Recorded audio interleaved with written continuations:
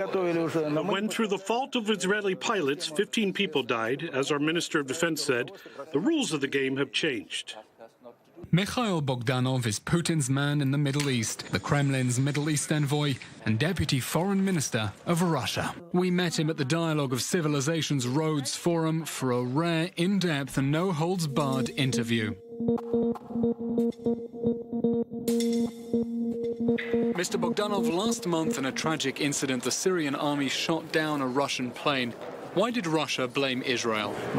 I think that on this issue, the President of Russia and Minister of Defense have already spoken.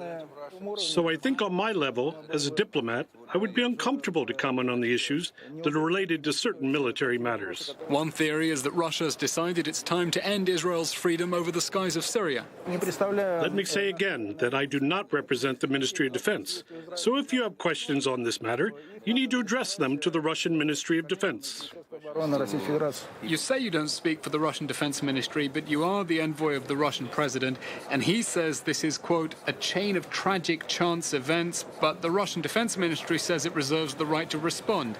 Are they playing good cop, bad cop here? I can't comment on that. I don't know. I don't know what you mean, because I'm certain that all these issues are being discussed at the very highest level with the participation of the Ministry of Defense and other actors. What I'm saying is the Ministry of Defense statement... I understand what you're saying. ...seems to be very different from the president. It's not my job to comment on what my president or Minister of Defense mean. It's not my capacity.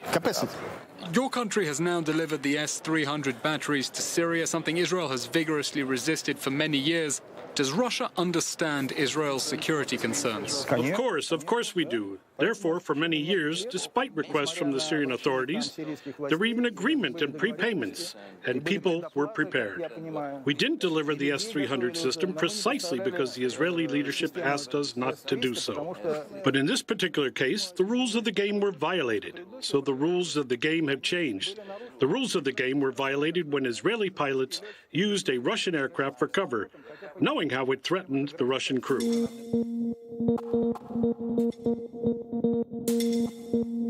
Israel is demanding that Iran be kept completely out of Syria. On what grounds? On what grounds are you demanding this? Like you say, you're not a spokesman for the Defense Ministry. I'm not a spokesman for the Israeli government. So we have nothing to talk about if you can't answer my questions, because Syria is a member of the United Nations. It has equal rights to Russia, Israel, America, and any other country. This is a sovereign country led by a legitimate government. That's Syria's sovereign right. And yet, all the same, Russia has been negotiating with Israel about a buffer zone, keeping Iranian troops away from the Syrian border. Of course, all this was done in coordination with Damascus. We told our Israeli colleagues on the political and diplomatic echelon that defense matters are ultimately decided by the sovereign Syrian leadership regarding Syrian territory. They have asked us and the Iranians to be there. The Iranians have said repeatedly on many levels that Syria asked them to help in the fight against terrorists. And when Mr. Assad tells them that their mission is accomplished and they are no longer needed, they will leave Syria, just like us. Skeptics might look at Russian policy and say, with evidence of Russian interference in the American elections, poisoning of the Skripals and the invasion of Ukraine, that actually it's not credible to say that sovereignty is what's driving Russian foreign policy. You know, it's really funny to talk about this. You must not be aware of the processes that have taken place in the last 4 years. Regarding Ukraine, I want to ask our European colleagues.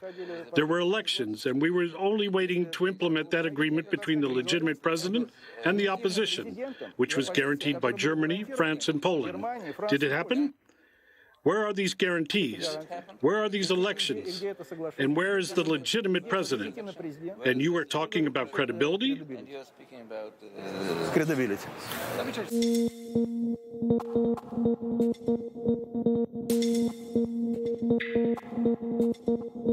Earlier in the year, when Prime Minister Netanyahu revealed nuclear archives and material stolen from Tehran, he showed incontrovertible evidence that Iran hid the fact it was trying to build a nuclear bomb.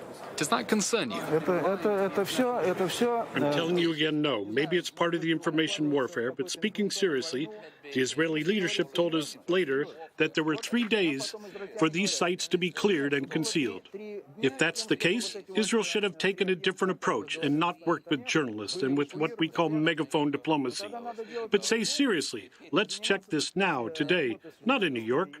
We're ready to assist, and I think the Iranian leadership is ready to assist and check this. The same goes for the archives referring to the nuclear program in Iran. It's not a matter of speaking from a stage. It's the work of the IAEA, which is supposed to check this. It is a professional and serious organization. It has authority and legitimacy. And to tell the whole world they have something and to show pictures, maybe some people like this and it helps him.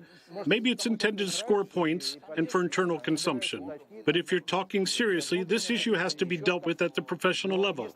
The IAEA recently published the latest report, and Iran is the most inspectable country in the world when it comes to the nuclear issue. According to the Israeli Prime Minister, the evidence for the Iranian nuclear archives proves they were trying to... These documents and archives should have been transferred to the IAEA long ago. These new sites raised in the new... No, but it's naive to think that only one country and only one secret service knows something that nobody else knows. That's what I think.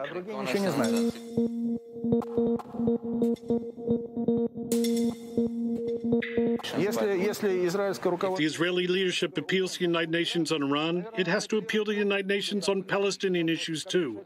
How to solve the Palestinian issue.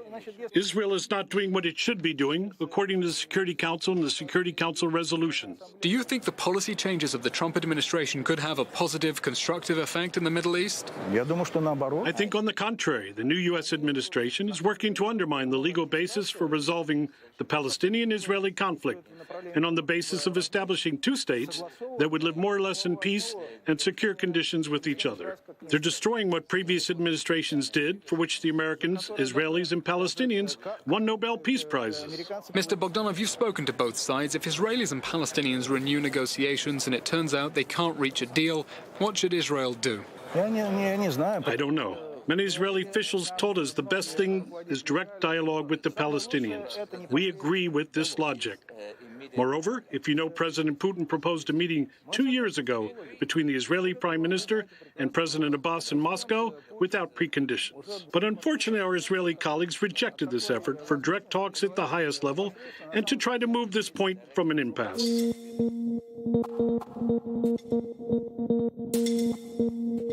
Last year, Russia surprised Israel by recognizing West Jerusalem as Israel's capital. Why did you do that? Sometimes we notice that there are certain elements of irrationality in our approach.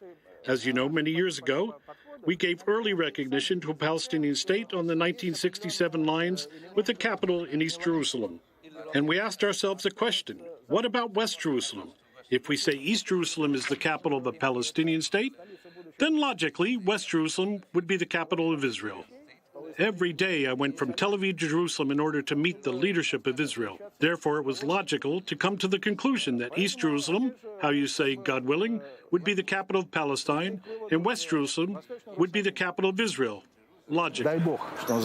If it's illogical not to recognize West Jerusalem as the capital of Israel, why is it logical to keep the Russian embassy in Tel Aviv? The transfer of the embassy, I think, is a technical issue, but I think it needs to be resolved in a balanced way. We have recognized East Jerusalem as the capital of Palestinian state. Can we transfer our representative office in Ramallah, which is not yet an embassy, to East Jerusalem? We support a balanced policy.